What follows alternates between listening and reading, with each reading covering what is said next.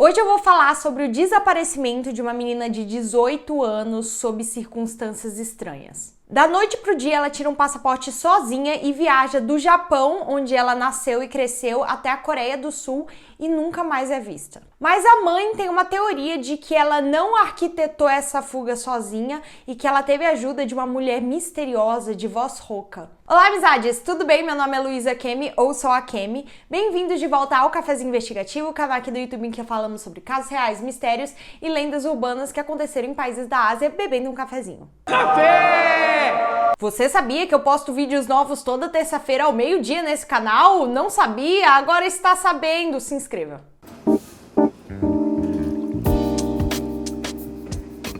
Além de falar sobre True Crime aqui nesse canal, eu também consumo bastante desse conteúdo. Eu sinto que eu já assisti todas as séries e documentários da Netflix sobre True Crime e eu também assisto muita coisa aqui no YouTube. Então a plataforma tá sempre me recomendando novos casos. E essa semana o YouTube me recomendou um vídeo de um canal que se chama The Investigator, que ainda é um pouco pequeno, mas apresenta casos bem legais, entre aspas, interessantes, eu diria, e me recomendou o caso de hoje, que é um desaparecimento razoavelmente desconhecido, mas que continua sendo bem bizarro, que é o caso da Minako Nakamura. Não existe praticamente nenhum conteúdo em inglês falando sobre esse caso de desaparecimento, então obrigada The Investigator por deixar esse conteúdo mais acessível. Mas antes de mais nada, uma palavra do nosso patrocinador, o Cambly. Vocês sabem que eu sou a Kemi do futuro porque o café já acabou. Como eu falei antes, o único motivo pelo qual eu fiquei sabendo desse caso é porque eu assisti um vídeo inteiramente em inglês e sem legendas. E é por isso que esse vídeo está sendo patrocinado pelo Cambly, que é a melhor plataforma de ensino de inglês. Eu comecei a aprender inglês desde cedo, mas eu só fui ficar fluente mesmo quando eu passei a ouvir pessoas que tinham inglês como a sua língua nativa em vídeos, filmes, séries sem legenda. E como naquela época eu não tinha ninguém pra conversar, eu só ficava repetindo e respondendo o que as pessoas dos vídeos ficavam falando. Eu queria ter conhecido o Cambly naquela época, porque aí eu poderia estar conversando com um tutor que tem inglês como a sua língua nativa. Essa sou eu contando isso pro meu tutor e ele elogiando meu sotaque. But I can tell your level is very high, and so is your accent. If you told me you were from California, I would believe you. No começo do mês eu falei sobre uma promoção do Cambly com 60% de desconto em todos os planos anuais. E se você perdeu aquela chance, agora você não pode perder. Porque a maior promo do Cambly está de volta por tempo limitado. Use o meu código MAIORCAFEZINHO para ganhar 60% de desconto em todos os planos anuais e ainda uma aula grátis para você experimentar a plataforma. Você tem até o dia 30 de abril, se você preferir clicar no link que vai estar aqui na descrição, sem problemas. Aviso dado, agora vamos voltar para o caso com a Kemi do passado que ainda tem café. O ano é 1998 em uma cidade chamada Nagaoka, lá no Japão.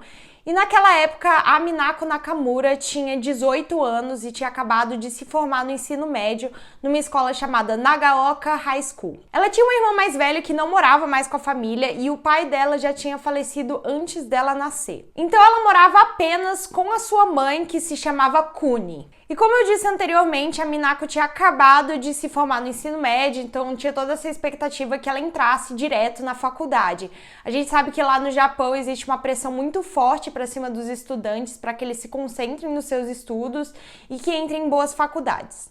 Lá no Japão existe um tipo de prova que funciona como um vestibular aqui no Brasil, que os estudantes podem fazer uma vez por ano para entrar nas suas faculdades. Milhares de estudantes fazem essa prova todos os anos e eles às vezes estudam até além do tempo da escola, eles fazem cursinho depois das aulas para conseguir passar para as melhores universidades. Apesar dos seus esforços, infelizmente a Minako não conseguiu passar nas suas provas de admissão e ela não teve outra escolha senão se inscrever em um cursinho preparatório para que ela pudesse tentar a prova novamente no ano seguinte. E segundo os familiares da Minako, a menina não tinha ficado assim tão deprimida, ela tinha essa sensação que se ela tentasse a prova novamente, que ela teria sucesso igual a sua irmã mais velha, então ela decidiu que entraria nesse cursinho e que passaria no ano seguinte. A mãe também torcia pelo seu sucesso, então ela acabou desembolsando um valor de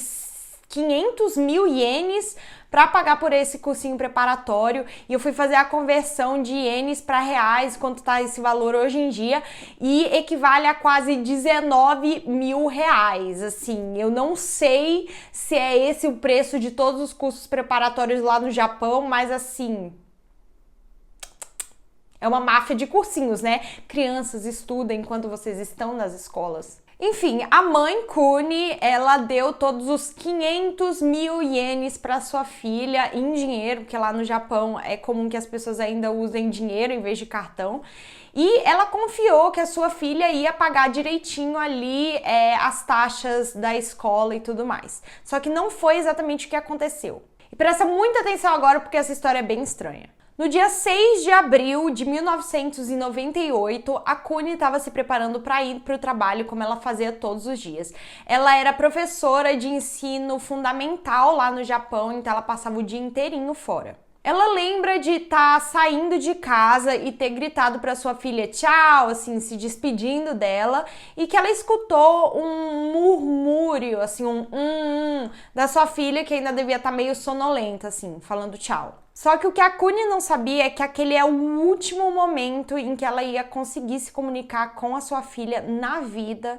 Ela saiu para o trabalho e deixou a sua filha sozinha em casa. Ela passava a tarde inteira fora, né, como eu disse antes, e aí quando ela voltou, era mais ou menos umas 7 horas da noite, e a primeira coisa que ela reparou quando pisou em casa é que todas as luzes estavam desligadas, indicando que a Minako não estava lá. Não parecia ser uma coisa muito preocupante para Kuni, ela pensou, não, a minha filha deve ter saído para a biblioteca, ou assistir aqueles DVDs a lá, Blockbuster, sabe? Ela não se preocupou muito, ela tinha outra reunião, outra saída naquele dia de noite, então ela se arrumou e saiu logo em seguida.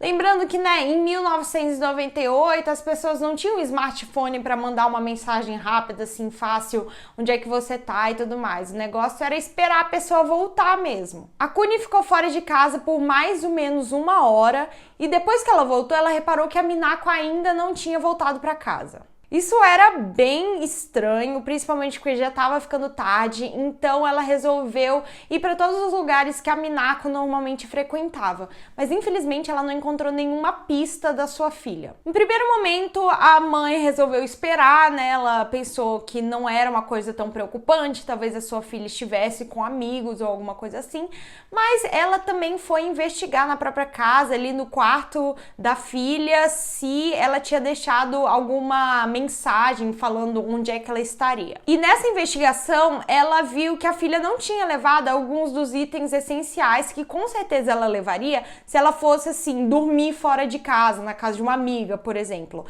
Todas as roupas da Minako ainda estavam no guarda-roupa, ela não tinha levado nenhuma roupa de baixo e tinha uma pomada que ela sempre passava no corpo, no rosto, todos os dias, e ela ainda estava lá em casa, o que talvez quisesse dizer que a Minako não estava esperando sair por tanto tempo. Outra coisa estranha que a Kuni reparou é que a sua filha sempre ia para os lugares de bicicleta, mas estranhamente a bicicleta ainda estava lá na casa.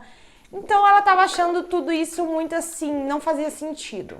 A Kuni esperou até praticamente a manhã do dia seguinte, mas a filha não voltou, então ela resolveu ir até uma delegacia ainda ali na madrugada do dia 7. A gente sabe que em vários casos que a gente já falou aqui no canal, às vezes a polícia pede para os pais esperarem para que os seus filhos voltem para casa quando o desaparecimento é de um adolescente, porque acham que, sei lá, a pessoa podia ter fugido de casa, mas não foi o caso aqui. Parece que a polícia resolveu investigar razoavelmente cedo. E a primeira coisa que os policiais quiseram investigar é se a Minako saiu por livre e espontânea vontade ou se ela foi coagida por alguém, se ela foi levada por terceiros. E o que você procura se você quer descobrir se uma pessoa fugiu de casa?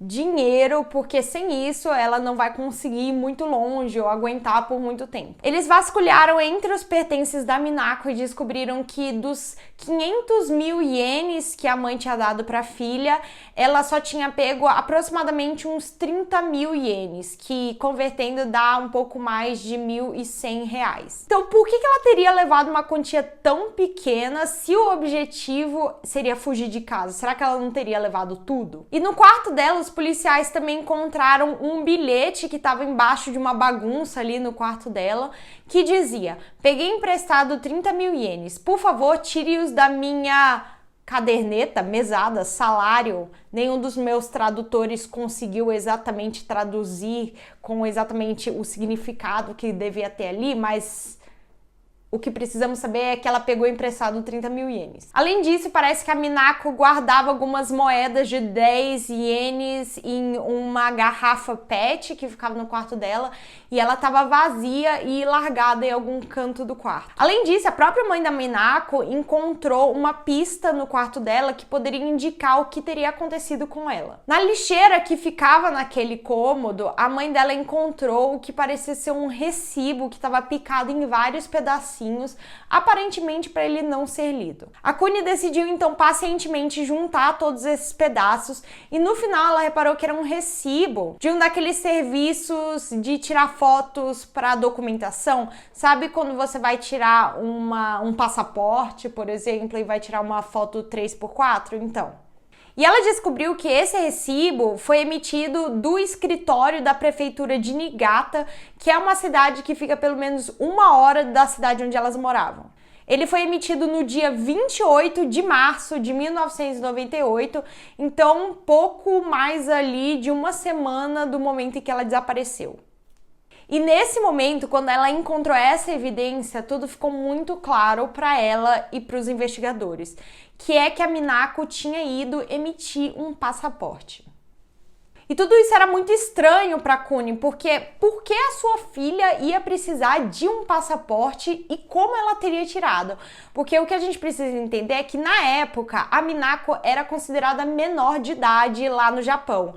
Naquela época a maioridade era de 20 anos, então com 18 anos ela ainda era menor de idade e precisaria da autorização dos seus responsáveis para conseguir tirar um documento que nem um passaporte. A Kuni levantou uma teoria de que um pouco antes dela sair para emitir esse passaporte, a filha dela tinha pego um cartão do seguro de saúde da mãe, né, da Kuni, que ela precisava para tirar um cartão da biblioteca. Então, provavelmente, a Minako teria usado essas informações que estavam no cartão, lá na carteirinha de saúde, para emitir o passaporte e se passar pela mãe. Fingir que a mãe dela estava realmente autorizando essa emissão. Mas a Kuni ainda não estava 100% certa de que a filha dela decidiria fugir de casa, ainda mais para um país estrangeiro, porque a Minako nunca tinha nem saído do Japão, ela não teria noção do que ela precisaria fazer para sair do país. Além disso, a família se reuniu no ano novo anterior e os familiares da Minako lembram que a menina até falou para a família que ela não estudaria muito longe da sua mãe, porque ela não queria deixar sua mãe sozinha para trás. Então, ela provavelmente nunca faria isso, de querer viajar sem a mãe e abandoná-la sozinha em Nagaoka. Não parece o tipo de decisão que ela tomaria sozinha, ainda mais do dia para a noite. E tinha outro fator muito estranho, que é por que a Minako decidiu sair da sua cidade, Nagaoka, até a cidade que ficava 1 hora de distância, que era Niigata, só para tirar o seu passaporte, se na sua própria cidade, pertinho de casa, tinha uma filial ali que poderia tirar o passaporte dela também. Será que ela conhecia alguém em Niigata que facilitou esse processo? Será que foi ela mesma que emitiu esse passaporte? A história estava ficando um pouco mais estranha. E o passo mais lógico que a polícia tomaria em seguida era descobrir se a Minako realmente tinha saído do país. Então eles foram até o aeroporto de Niigata para resolver esse mistério. E depois de mais de um mês de investigação, os policiais descobriram que a Minako tinha sim reservado uma passagem para a Coreia do Sul, que sairia às 9h40 do dia 7 de abril. Então, na manhã ali em que a mãe já tinha reparado que a filha tinha desaparecido. E também tinha comprado uma passagem de volta para o Japão no dia 14, que era exatamente uma semana depois, mas como a gente sabe, ela nunca retornou. Além disso, ela não tinha reservado um hotel com a agência de viagens que ficava lá no aeroporto para passar todo esse tempo.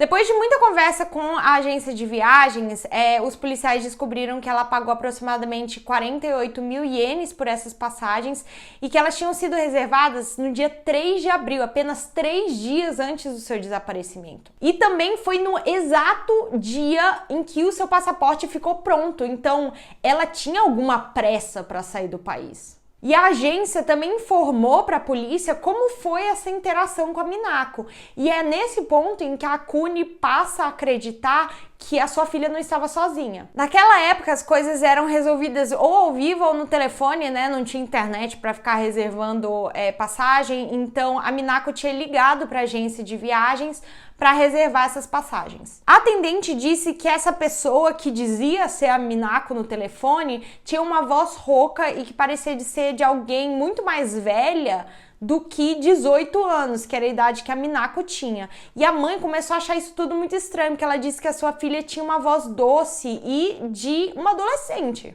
Essa pessoa, que talvez seja a Minako, talvez seja outra pessoa, disse no telefone: quero um voo para a Coreia do Sul o mais rápido possível, para amanhã ou depois de amanhã. Já estive na Coreia do Sul, então não preciso arranjar um hotel. Só que a Minako mesmo nunca esteve na Coreia. Outras evidências sugeriram que a Minako não estava sozinha ou que tinha alguém se passando pela Minako. Outros funcionários do aeroporto que estavam trabalhando naquele dia em que ela teria pegado o voo deram seus relatos, e a moça que estava responsável por ver os cartões de embarque no portão disse que a pessoa que apareceu lá com o cartão de embarque da Minako era uma mulher que estava usando uma blusa extremamente chamativa. Não entendi exatamente se esse chamativo era colorido, eu acredito que sim, mas em japonês estava escrito só chamativo. E a mãe da Minako disse que a sua filha não costumava usar peças de roupa chamativas ou coloridas, que a maior parte das coisas que ela tinha eram de cores suaves, pastéis, bem neutras, assim. E que naquele dia mesmo ela acreditava que a sua filha estava usando um moletom azul acinzentado, então não batiam as características. Essa mesma mulher foi vista por outros funcionários do aeroporto andando de um lado para o outro com uma bagagem bem pequena, como se ela estivesse procurando por alguém. O problema, né, que são muitas informações divergentes, é que quando verificaram o cartão ali, o documento da imigração lá no aeroporto da Coreia do Sul, descobriram que a caligrafia que foi escrita era realmente da Minako. Até a mãe dela aceitou que era realmente a letra da menina. Então eu vou explicar para vocês basicamente qual é a teoria da Kuni. A teoria é que a Minako tinha sim viajado até a Coreia do Sul, mas que ela não estava sozinha. Ela estava acompanhada de uma mulher mais velha com uma blusa chamativa e voz rouca. Então teria sido essa mulher não identificada que ligou para comprar as passagens, que ajudou a Minako a tirar o seu passaporte e que acompanhou durante a viagem, porque os comissários de bordo desse voo falaram que lembram de uma mulher com uma blusa chamativa sentada na mesma fileira de avião que a Minako deveria estar sentada. Ela tinha comprado uma passagem nessa fileira na janela, e aí o assento do meio estava vago e essa mulher de voz rouca e blusa chamativa estava sentada no corredor. Então elas poderiam estar juntas, pode ser que não, pode ser que sim.